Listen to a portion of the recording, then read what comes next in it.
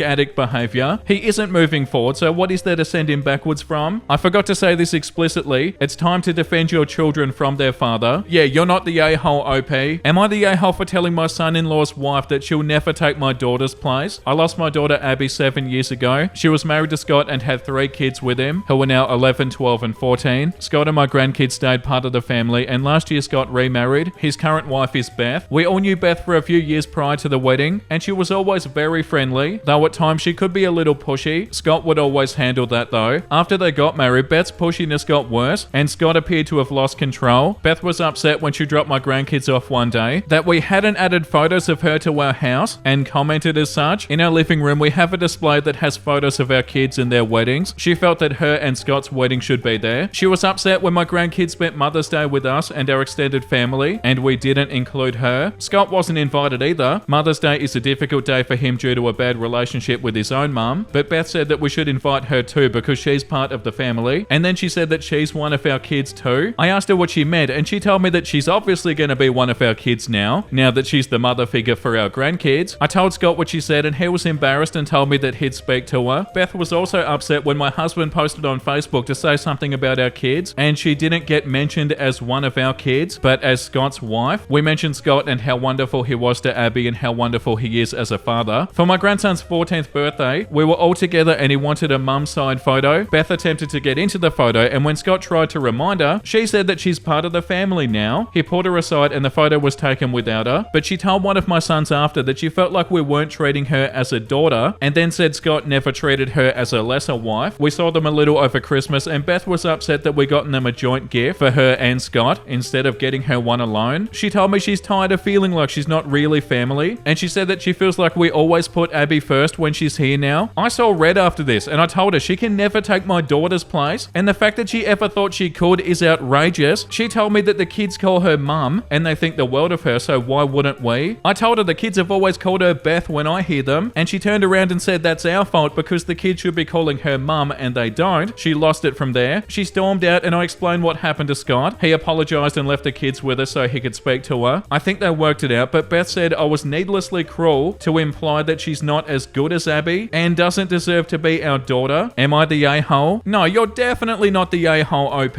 Yeah, like the top comment says, not the a-hole. You're Abby's parents and not Scott's. You have a good relationship with him and your grandchildren, and that's wonderful, but she's not your family. She's Scott's and a stepmother to your grandchildren. She seems to be pushing boundaries and misunderstands that your relationship with Scott is based on the relationship that he had with your daughter, and you've included Beth in what you're comfortable with, but you're not obligated to treat her like your daughter. And her comments about being the children's mother and that your daughter is put first despite having passed is alarming. Yeah, and the comment underneath, it's bad enough that Beth is trying to erase Abby as the kid's mother, but to try and replace Abby as OP's daughter, that's disgusting and disrespectful. Are we sure Scott or Abby didn't cross paths with Beth before Abby died? Not saying Scott cheated, but Beth sounds obsessed with becoming Abby or taking Abby's life for herself. And the comment underneath, yeah, this is totally unhinged. Yeah, it is, and you're not the a-hole, OP, and that's enough Am I the a-hole for today. Let's read something wholesome, guys. The absolute goat of all insects. Never hurt no one, never scared no one, doesn't sting, doesn't bite, feeling sad, there for ya, feeling lonely, got your back, need a friend, you already know, never did a thing but earn the right to have your undying love and utmost respect. Yeah, ladybugs are cool. Huge shout out to ladybugs. Can you hang out? There's a cute guy here that I want you to meet. No, it's my cat's birthday. What? It's my cat's birthday. No, I can't come, okay? Leave me alone. And you're very understandable. It's an important day, okay? I've got plans. Oh, I'm upset it passed me. Wait, I shouldn't be so hard on myself. You've been through a lot and survived. I love you. Thank you for doing your best. Oh, that's so beautiful. Wow, that's really beautiful. Hell yeah, wholesome comics. Are we a joke to you? Oh, the slippers. I didn't even see them for a second. That's adorable. You made slippers out of me when I was sleeping or something? That's horrifying. Horrifying and cute. Thank you for watching, everybody. I hope you had a wonderful time. And if you did and you want to see more Am I the A-hole episodes, make sure you like and subscribe. And the comment of the day today goes to Cats Over Brats. My husband made black currant cheesecakes for me. They were delicious. Everyone deserves a person like that in your life. You all deserve delicious cheesecakes. Yes. Yes, 100%, and I could not agree with this more. And yeah, that's beautiful. Damn right, cats over brat. Okay, I'm out of here. Thank you for watching, guys, and thank you for all the support. If you have any video ideas, let me know down below. And with that being said, make sure you look after yourself and make sure you have a beautiful, amazing rest of your day. And you know what I'm about to say because I say it every single day. Bye!